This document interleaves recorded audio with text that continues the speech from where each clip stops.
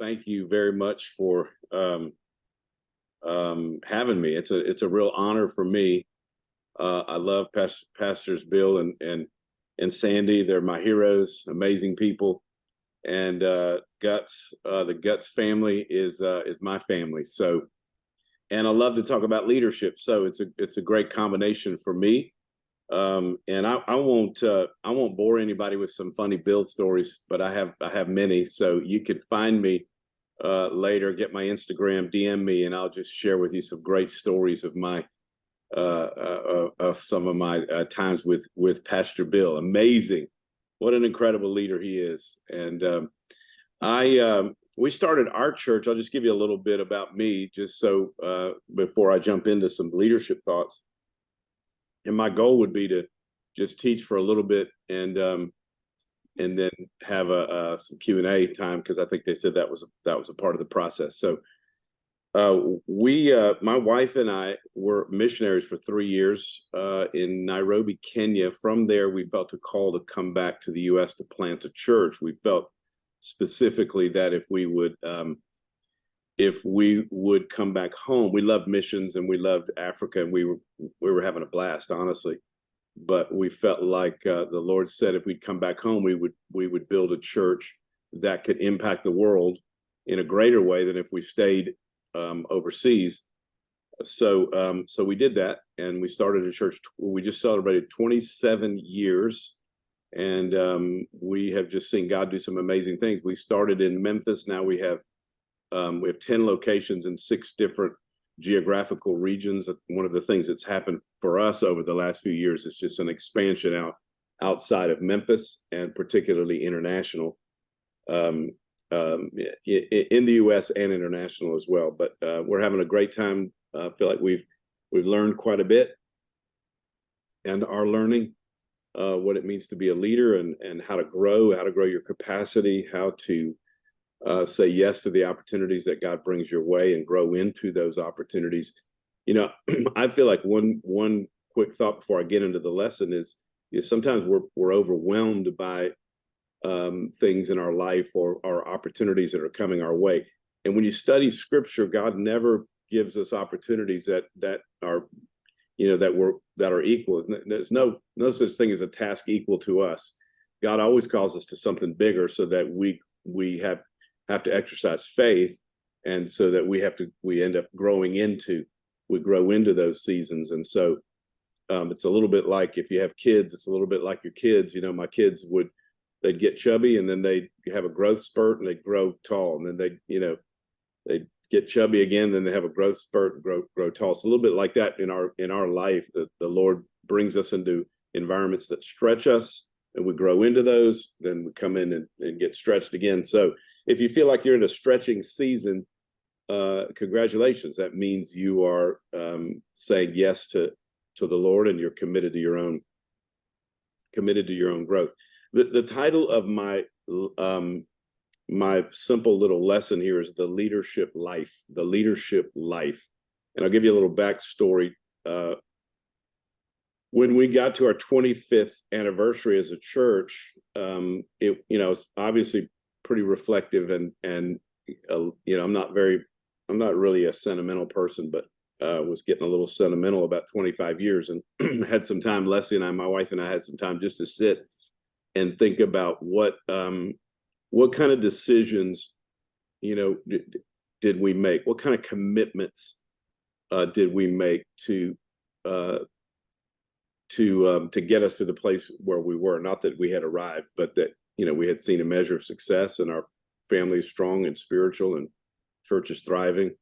So yeah, this lesson sort of came out of that. I ended up teaching it to our staff, and then I ended up putting it into a manuscript, which hopefully we'll publish it next year. Just a simple mini book called The Leadership Life. So let's go back to the basics for a moment. Just a quick intro. What does it mean to be a leader? Peter Drucker, who's the father of modern day management, he said that the only definition of a leader is someone who has followers. So that's good. Warren Bennis, who probably one of the first real leadership gurus back in the day, said leadership is the capacity to translate vision into reality. And I think that's good too. I like that. John Maxwell, who's our sort of contemporary leadership guru, says that leadership is influence, nothing more, nothing less. So, you know, based on these definitions, and then I think building in the spiritual side, because none of these three definitions really lean into the spiritual side of things, which is, we know we're a church and we're a faith organization. So I kind of, you know, I wrote my own definition of spiritual leadership, and I'll try to read it slow and unpack it just for a moment. But I think spiritual leadership is a process of influence that is based on trust in godly character. It's a process of influence that's based on trust in godly character, which maximizes the gifts and the efforts of others toward the accomplishment of a vision or goal. I'll read it again. It's a process of influence based on trust in godly character, which maximizes the gifts and efforts of others toward the accomplishment of a vision or goal. One more time, I'll read it. Spiritual leadership, a process of influence based on trust in godly character, which maximizes the gifts and efforts of others toward the accomplishment of a vision or goal. So it's sort of like a three-part definition. The first part is this process of influence, which is it's built on relationships. It's based on trust. When people follow you, and when you're a leader, people are committing to a journey with you, and the journey gets better if there's godly character and trust. And so you're influencing people, and really all we have is influence. Of course, we have staff and we have people that we pay, but you know, ultimately, really what we do as pastors and church leaders is all built on our character, and it's built on trust. And so we use that trust and we use that influence to pull out the gifts and the efforts of other people. We use all of our leadership capacity to draw out, to maximize the gifts and the efforts of other people, because we can only do so much as individuals, but as a team and as a group, there's so much we can do. And all of that is focused on the accomplishment of some vision or some goal that has, and I would just say, if you want to add a little asterisk to it, that has some eternal value to it, because that's what spiritual leadership is. So based on that, let's just talk about 10 commitments of spiritual leadership. Okay, some of them I'll go through real quick. Some of them I'll dig deeper on. I've got verses under each one, so you'll have to listen fast and write fast, and I can come back and unpack any one you want to talk about more. So number one, and these really aren't in any order of importance, except maybe number one, I think this is a foundational commitment, and that is number one, we strive for purity. Purity. We strive for purity. Our foundation, the reason people trust us, the reason we have spiritual influence has to be because we are godly. Godliness, holiness. Unfortunately, and this is an indictment on all of us, but especially probably the American church, is we tend to idolize giftedness, and we tend to give people that are super gifted a pass on character. I don't know why we do it, but we keep doing it, and over and over and over again we do it. When I was a young Christian and I saw the fall of some of the great televangelists, it's like we had given a pass to those guys. And you know, even recent times, we have guys that are super gifted and driven and are being used tremendously, but they're not taking care of their inner world. And so, you know, recipe for disaster. You're super gifted, but you're not building godliness and holiness. So Paul says in 2 Corinthians chapter 7, verse 1, therefore, since we have these promises, dear friends, let us purify ourselves from everything that contaminates.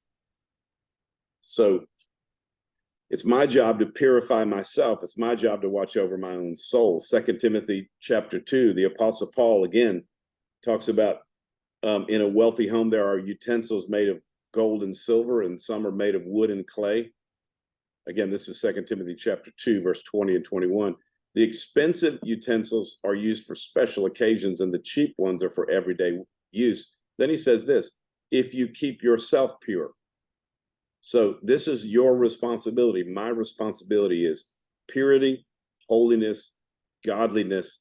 I keep myself pure, not perfect, but pure in heart, pure in motive, and pure in lifestyle. I want you to write those three things down. I'm not perfect, but I'm focused on purity of heart, motive, and lifestyle.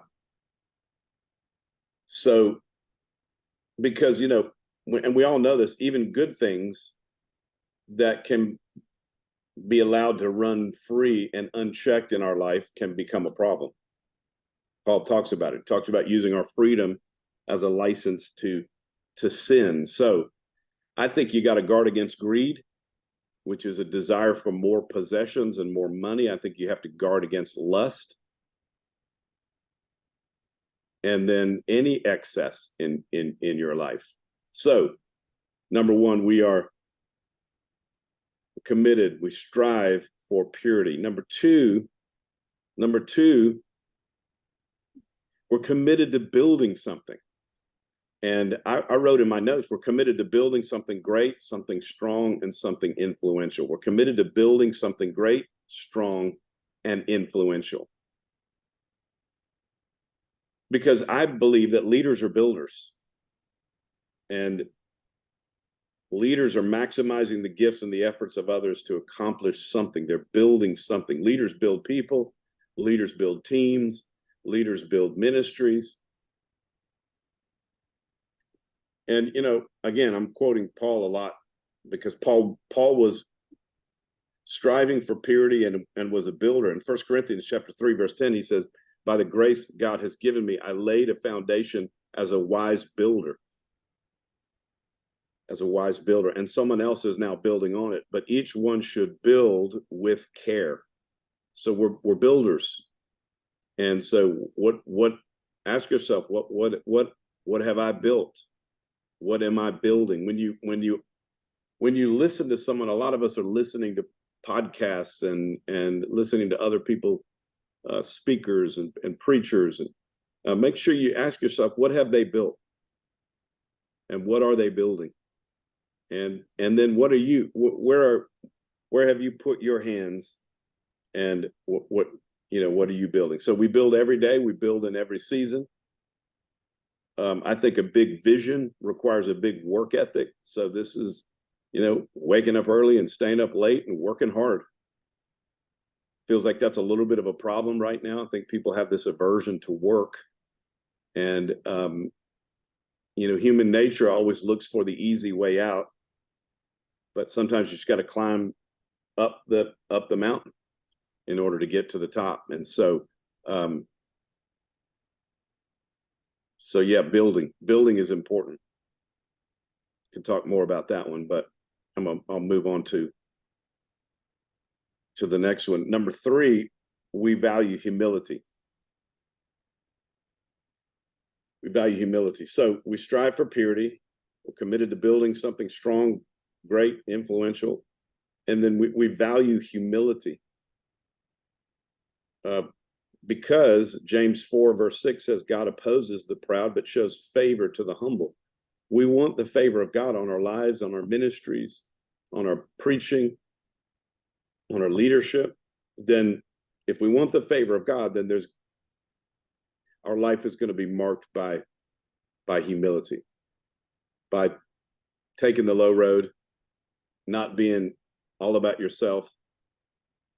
We all know that person that you're in a conversation with them and all they do is talk about themselves. Never ask you about you, never ask you about your church, your ministry, your family, how you're doing. Obviously that flows out of insecurity, but it's pride. And when you do have some level of success, it can inflate your ego, and you can begin to think, this is all about me. It's all about what I've done and what I've contributed. And then entitlement can creep in, and you begin to think you deserve this, whatever this is. So I think gratitude is probably the most significant element that keeps you grounded and close to the heart of God. Because when you begin to thank God for what you have, then you're recognizing that it's the Lord that's done it in your life, and it's the Lord that's given it to you. Let me give you a little book recommendation. It's called Ego is the Enemy. Ego is the Enemy. Maybe you've heard of it or read it, by a man named Ryan Holiday. Phenomenal book. I think every leader ought to read this book once a year, because ego left unchecked can be so disastrous. Number 4, moving right along. Number 4, we take personal responsibility for growth and success. So we take personal responsibility. I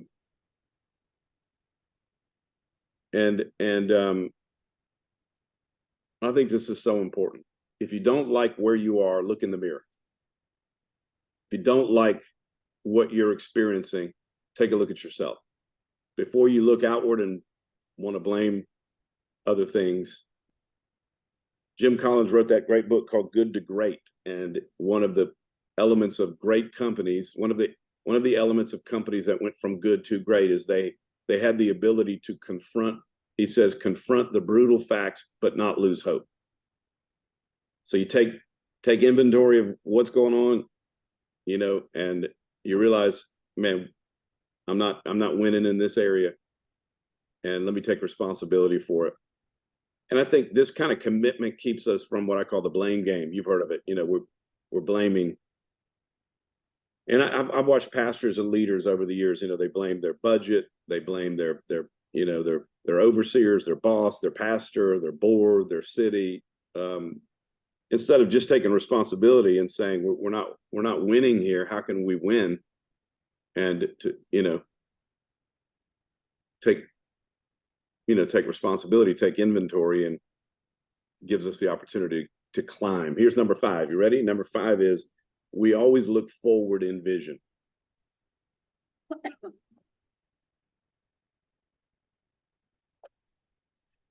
So vision is just a picture of a preferable future. And I think our motto, our heart needs to be what's next, and what are we reaching for? And obviously this can get unhealthy, because you can get into an achievement sort of cycle. But I think we all need to be thinking about our personal growth and how we're growing personally as individuals. How's our family growing? How are we navigating through different seasons and different transitions? And so it's a picture of what we're reaching for. And one thing I wrote down, when it comes to a team and when it comes to an organization, which I know some of you lead teams and some of you are involved in organizations, is just to think about this, that effective vision or good vision is worked out by effective strategy in a healthy culture through a unified team. Good vision is worked out by effective strategy in a healthy culture through a unified team. So effective strategy means we don't just have a pie in the sky like, wow, wouldn't it be great? Let's believe God to do this, without having some stepping stones that could so we see the vision and the picture of the preferable future, and then we back up and put some stepping stones in place. That's strategy. How are we going to get there? And then it's worked out in a healthy culture, which means you have a team and you have people that are unified, people that are working together, people that are being honest. It's a healthy culture, not a toxic, unhealthy culture, a healthy culture. And then ultimately it happens through a team, a unified team. All right, so we're halfway. We've got purity, right? We strive for purity. We're focused on building something. We value humility. We take personal responsibility, and then we always look forward in vision. Let's keep going. Number 6. Number 6 is interesting. I want you lean in with me on this one. I'll spend a touch more time on this one because I think it's so important. This is a cultural thing for us and for our church, but I believe it is for Guts Church as well. As at number 6, we work our land first. We work our land first. We work our land first. So this spiritual leadership commitment is based on Proverbs 12:11. Listen to Proverbs 12:11. Those who work their land will have abundant food, but those who chase fantasies have no sense. Okay, so here's my philosophy, and here's my premise. God gives every one of us, quote, land, our land. It's your friends, it's your family, it's your church, it's your experiences, it's your opportunities, it's the doors that God's opened in your life, it's your finances, everything. That's your land, and if you work it, you'll have abundance. That's the promise. So we have to be willing to roll up our sleeves and get our hands dirty down into the soil of the land where we are planted. And the opposite, Proverbs 12:11 tells us, those who chase fantasies have no sense. Because very often what we want to do, and it's the grass is greener on the other side dilemma, very often what we want to do is we want to look over here and over there instead of really digging in the soil of our land. So we have to work our land first. We got to make sure we are strong. When you're flying in an airplane, you've heard the stewardess say in the unlikely event that the oxygen, whatever you call them, masks fall from the ceiling, put yours on first before you help someone else. That seems self-centered. No, it's not, because then you're getting the oxygen you need to help other people. If you're focused on helping other people to the point where you know, to your own demise, how are you going to be able to be a blessing and help other people? And this is true for us as individuals and true for the church. Now, I'm not talking about a self-centered approach to spiritual leadership, but as an organization, I'll say it for us as a church, we do a lot to help a lot of people. We have a thing called Make Room, whiteboard sessions. We have all kind of things that we do to help pastors and leaders. But I always tell our team, we can only do that because we are strong. And the day we are weak at home is the day we're unable to help the people outside of our church walls. We won't be able to help our community if our church is not strong. So we got to always be committed to working our land first. C.T. Studd said, "The light that shines the farthest shines the brightest at home." So what we're going to do is make sure Guts Church is the strongest, and that my ministry area is the strongest. We're going to make sure that weekend services are the best. We're going to make sure that we're doing everything to make home strong. It's our land, and it seems selfish, but it really means that we're being smart. And the other thing that I would say about this is that the harvest that you experience is always predicated on what you've done the rest of the year. So Sundays are, for us, Sundays are great because we're at it on Monday, Tuesday, Wednesday, Thursday, Friday, prepping for Sunday. Our home is strong. Our land is strong. We focus on our land first. We work our land first. Number 7, we keep our heart on our family. We keep our heart on our family, our marriage, our kids. You need to write this down. No one is responsible for us but us. Yeah. Like I'm responsible for my marriage, and if it struggles, I can't blame anybody else but me. I tell our staff and team, it's not my responsibility for you to have a happy marriage. You need to keep your marriage happy. That's your job. That's your responsibility. Your responsibility to keep your kids on track, and the Lord, right? Of course. But so We keep our heart on our family. We in every season, we're bringing our family forward with us. I think we counted the other day, and we have like 170 staff kids, and so we have a large staff. So think about that sometimes, like, wow, all those kids, and they're a blessing. You know, we're loving them. We're focused on them. Children, the Bible says, are a heritage from the Lord. Offspring are a reward from Him. So we're taking care of our family. We keep our heart on our family, not to the detriment of the church. No, but as my family is strong, I'm able to serve the church better.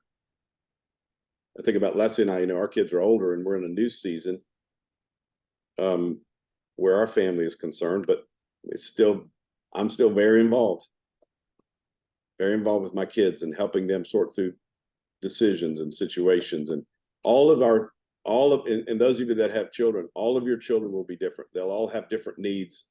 They'll all have a different faith journey. You know, keep your heart on them, bring them along with you. And it's a beautiful thing. Number 8, 9, and 10. We got 3 more. Number 8, we don't chase. Now, remember, these are spiritual leadership commitments. Okay, we don't chase fantasies. We guard against distractions. We don't chase fantasies. We guard against distractions. Okay, this is pretty similar to number 6, but just a little different. So stick with me on this one. All right, Proverbs 28. Listen to Proverbs 28, 19 and 20. It's very similar to the other proverb that I read. Those who work their land will have abundant food. So it's mentioned twice in Proverbs. Watch this. But those who chase fantasies have their fill of poverty. And then the next verse 20 says, a faithful person will be richly blessed, but one eager to get rich will not go unpunished. So Proverbs 28, 19 and 20. The New American Standard says, those who follow empty pursuits. So here's the truth.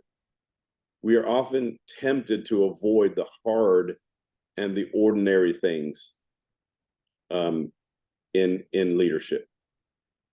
And it's great when we have these big moments. We open a building, we add a service, we whatever, these big events that we do, that those are amazing. But our church for 27 years has grown year over year, every year, financially and in attendance, by God's grace. But that happens in the ordinary. That's a Tuesday afternoon worship evaluation meeting. That's a Thursday morning budget meeting. That's most of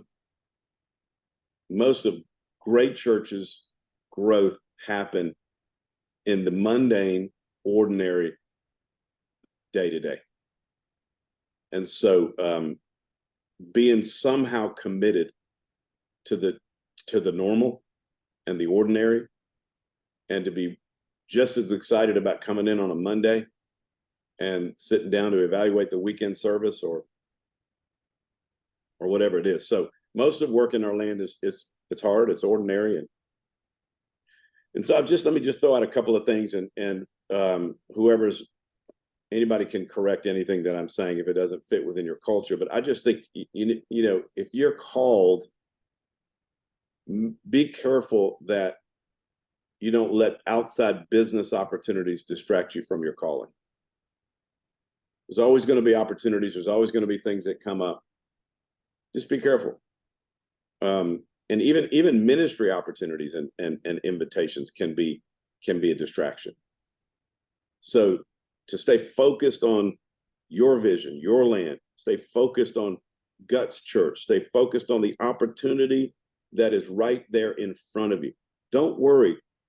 You know, a year from now, 2 years from now, 5 years from now, the things that God has put in your heart, God will bring them to pass. But stay faithful, getting your hands dirty in the soil where you're planted. And I think there's some important questions you can ask yourself in every season, like, is there something that I'm trying to escape? Is there a reality right now that I'm not happy with that I'm trying to escape? Am I driven by need to be noticed? And then I think another important question that brings me right into number 9 is am I facing any sort of money pressure? Because if your finances are not in order, it can be such a distraction. You don't really have the time to serve the Lord adequately. And when you're focused on yourself, right, you're going to be very difficult for you to be a pillar and to shoulder the needs of the church. So, and that brings us to number 9, which is remember, these are commitments of spiritual leadership. Number 9 is that we understand money and what it means for vision. So this is a big one. We understand money and what it means for vision. We understand money and what it means for vision. So Luke chapter 16, verse 10 and 11. Look over there with me real quick. Just a quick thought about money. Let me challenge you a little bit to make sure you're taking care of your finances and your finances are in order.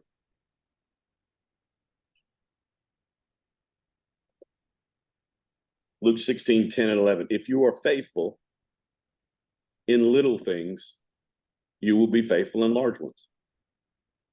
We know that verse. It's a principle. It's a kingdom principle, leadership principle. But if you listen to this, but if you are dishonest in little things, you won't be honest with greater responsibilities. And if you are untrustworthy, watch this now, this is the point. If you are untrustworthy about worldly wealth, he's talking about money, who will trust you with the true riches of heaven?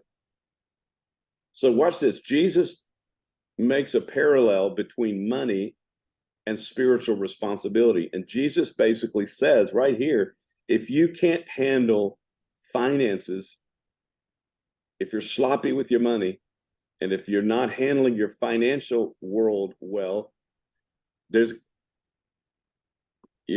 aren't going to go well where your spiritual leadership is concerned. I think spiritual authority is tied to how you take care of your finances. So I think, and I will say from personal experience, when I first got married, Leslie and I have been married 33 years. When I first got married, I just didn't know how to handle money. My parents had a little bit of a poverty mentality, and my mom, even though she was a CPA, just did not take care of our money well. And she's a great person. I love my mom, but I had to learn the hard way. Got into debt, paid off debt, got into debt again. Leslie and we struggled the first couple of years of our marriage until I figured out money. And so, obviously there's a couple of basic principles. First of all, we tithe. And we lead the way in generosity. You're a tither, you lead the way in generosity. If you're an intern, if you're in some kind of leadership development process at Guts Church, you should lead the way in giving. And you give out of a sacrificial spirit, but you start by tithing. And then secondly, you manage whatever you have left, you manage it well in a way that honors God. You have integrity, you have margin, and man, it's so important. I think on the flip side of it, where church is concerned, there are two things I'm always doing. I'm always developing leaders, and I'm always raising finances. So money is such a big part of ministry because you need it. Like somebody said, how much ministry can you do for $20? About $20 worth of ministry. So do we have a $100 vision, or do we have a $10 million vision? And so the bigger the vision, the bigger the resources, the more you need to be responsible and know how to handle those resources. So money, it's a big one. And then I'm going to finish with this one, and this might seem a little unique, but I think for Leslie and me, remember, I sat down at our 25th anniversary, wrote down what our 10 sort of decisions we made that brought us to that place of success. And I think that the 10th one is that we focused on developing a deeper connection with our core team. So let me let me see if I can try to break this down for you. Let's say you're a ministry leader and you're leading a team. I think you identify a couple of people that are leading with you, and you prioritize a relationship with them. Now, our staff is, I don't know, we have probably 170 people on staff. So, but there are a handful of people that I spend time with that I pour into, and I literally lead the church through those people. Third John 2, he said, "Beloved, I pray that you may prosper in all things and be in health, even as your soul prospers." So I think every ministry, every church has a soul. The soul is that, it's the Peter, James, and John. It's the core team. And if they're healthy, if our core team is healthy, our church is healthy. Because health flows out, right? Where does the oil pour? It's poured on the head, all the way down, through the edge of the garment, it says in the book of Psalms. So if the head is healthy, if the soul is strong, the oil can flow. So staying connected and in healthy relationships with key people and pour yourself into them. And obviously there's going to be people that leave. There's going to be transition, and we're handling those in a healthy way. We do a couple of things. We don't run from difficult conversations. One of the most important things you can learn as a leader is learn how to have the courage to have difficult conversations. You could do it with kindness and respect and love, but not avoid those. We have a high expectation culture. We expect a lot from each other. And it's just a part of our culture. So there we go. 10 commitments of spiritual leadership. And obviously there's others that we could talk about, but those are the ones that we sat down and wrote. And honor to be with you guys today. I'm glad to do a little, if the host wants to come back up, or I don't know how you guys do the Q&A piece of it, but I'm glad to stick around for a little bit, do a little Q&A with you if anybody has any questions. I have a question, Pastor. Is that the boss back there? Number 9. Yep. You made a comment that is super deep, and you don't have to spend an hour to unpack it, which I think you could, but that our spiritual authority is linked to how we handle finances, which I wholeheartedly agree with. I don't know if I've ever heard it communicated that way. Yeah, well, going back to what Jesus said, he said, if you're untrustworthy about worldly wealth, that's obviously money. If you're untrustworthy about worldly wealth, who will trust you with the true riches of heaven? And I think the true riches of heaven is spiritual authority, it's spiritual leadership. I don't fully understand it, but I have seen it. And I can tell you stories, Bill, I'm sure you have stories too, of men that served in our church and tremendous potential, but there was always something missing, and only to realize that they just didn't understand money. They didn't handle their money well. I think it's a mentality that, we need to get, some of us need to get we need to break a poverty spirit and get our mind renewed about wealth and about money. It's not all about us. We're blessed to be a blessing, but it has to come to you in order to flow through you. So we're not going to attract money and provision, nor are we going to attract people that have money and provision if we ourselves aren't comfortable with it and don't understand it. So for me, as a young leader, realizing, man, I am not a good handler, I'm not a good steward of money. It was about reading books. It was about getting into this, getting into what the word says about it, and just renewing my mind about money and not being intimidated by it. And I'll tell you what, I think it's spiritual. So I think anybody in the room right now, if you're feeling a sense of conviction, then this is your thing. This is for you. This is what you need to dive into. And there's no condemnation. It's just the Lord wants to lay this piece this cornerstone, the Lord wants to lay this stone in the foundation of your leadership right now before you go further, to make sure you have an understanding of money. And it's not just an understanding, meaning I have a lot of it. It's just I know how to handle it. I know it. I know how to earn it. I know how to bring it in. I know how to take care of it. And I know how to distribute it in a way that honors God. So it's kind of, it's kind of hard to get into the details of it, but I think it's very spiritual. No, I think it's probably an entire series of teaching. Yes. Agreed. I got married at 26. I bought a house at 36, started the church. But in those 10 years, you'd hear people kind of backhanded. They'd say, well, you're just flushing money by renting, not owning a home. But what I based my life on, I made a financial decision Saturday that was like a 50-50 call. I literally could have flipped the coin and said, buy, don't. And I made the decision. I looked at it, I thought, okay, which decision is going to require a spiritual discipline that I live by? So I didn't buy the deal. And, I've thought about it since. I thought that's interesting because Sandy and I, our go-to in this premise, and that's where I'm trying to go to, is Matthew 6:33, seek first the kingdom of God and his righteousness, and all the stuff the Gentiles seeking will be added unto you. Yep. And so here I am, 65 for another day, and no debt. Our church is debt free. My personal life's debt free. It feels like we're rolling in it, but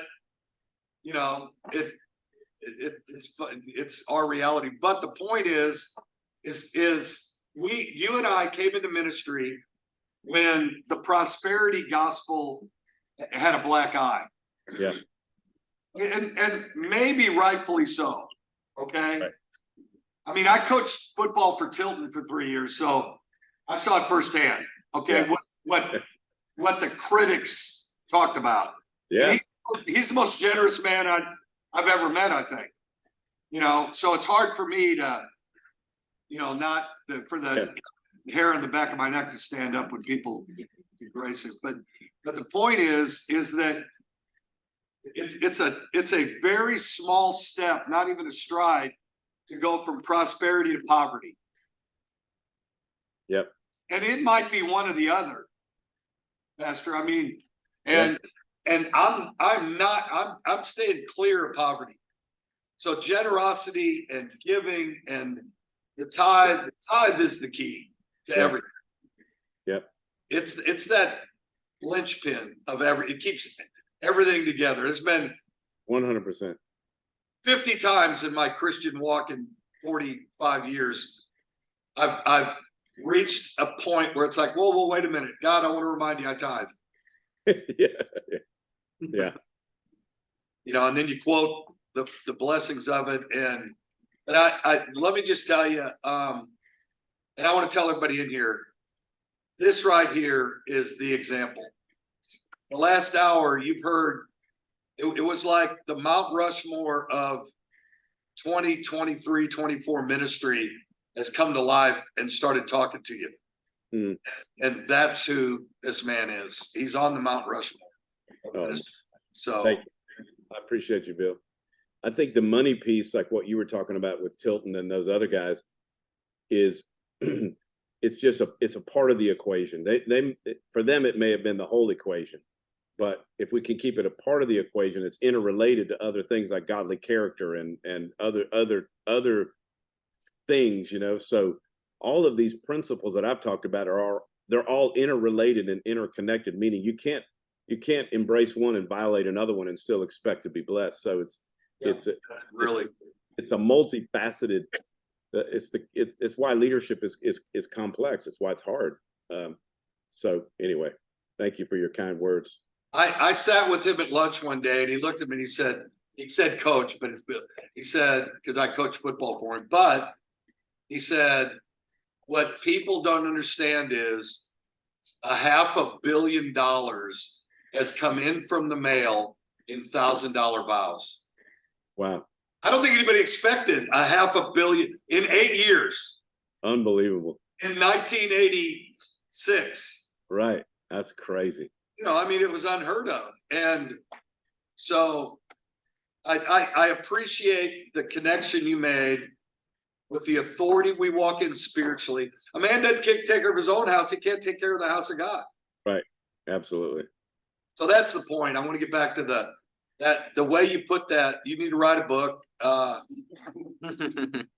My daughter told me if I didn't write a book, she wouldn't come to my funeral. But, you better write one then. I have mean kids. Your kids are sweet. No, they got a mean streak too, Bill. Don't worry. And I love you, brother. I got a meeting. All right. Love you too, Bill. I have a question. Sure.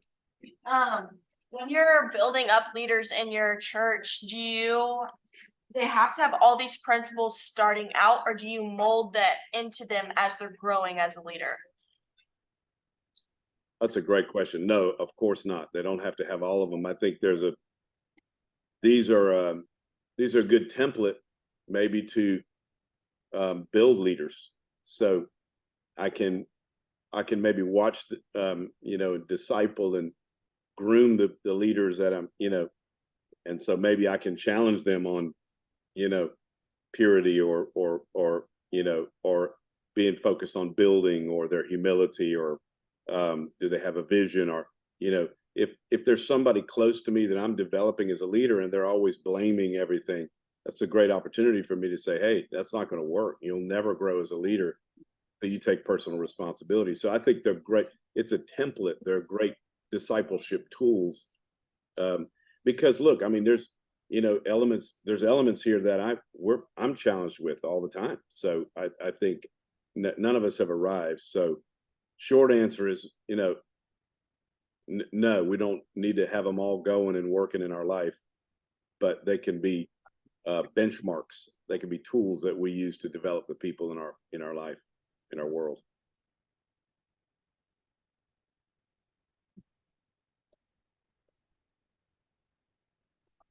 Okay. As Christians, we have an inheritance, but how do you keep from having an entitled heart in the process of becoming mature enough to inherit what's supposed to be yours? Or let's say you have a vision, and it's going to be 10, 15 years down the road, but you know that it's yours. How do you stay patient in that and steward what's been given to you right now without being oh, I know this is mine, and stay humble? How do you stay humble in that? I mean, usually life has a pretty good way of keeping you humble. Yeah, no kidding. Usually when you're if you're believing for something big and it hasn't happened, then I think that's part of what should help you stay humble and stay on your knees. Look, I mean, I was in the middle of the night praying about something just last night, and actually thinking to myself, this situation is keeping me close to the Lord, because I'm spending a lot of time praying through this one. So and then I think you just you get to a point where you realize, man, if the Lord doesn't do it, then it won't get done. Because I am doing everything I know to do. That's that hard work piece. That's that the patient piece is very interesting, and I think it's very difficult for me, and I'm probably all of us, to be patient in the middle of a waiting season. But yet that's what you have to do. You're waiting on the Lord to come through because you've done everything you know to do. And obviously it's not happened yet because it's not time yet. So there's a big trust that we put in the Lord, and we keep a spirit of rest in our souls so that we're not striving, because when you start striving, that means you're getting out of the timing of the Lord, and it creates a frustration. Paul says, I don't frustrate the grace of God in my life. So that's a hard thing to do, but there's a sensitivity you build as you are building something. Otherwise you get mean, and you get you get hard, and you lose your softness before the Lord because you're driving rather than leading. So I mean, I kind of went all over the map on that answer, but to me, gratitude is the greatest thing that keeps us from becoming entitled. When we're thankful for what the Lord has done, that means when we're truly thankful, that means we are not as quick to take credit for it, and not to become entitled with the feeling that we deserve it. So there we go. Thank you.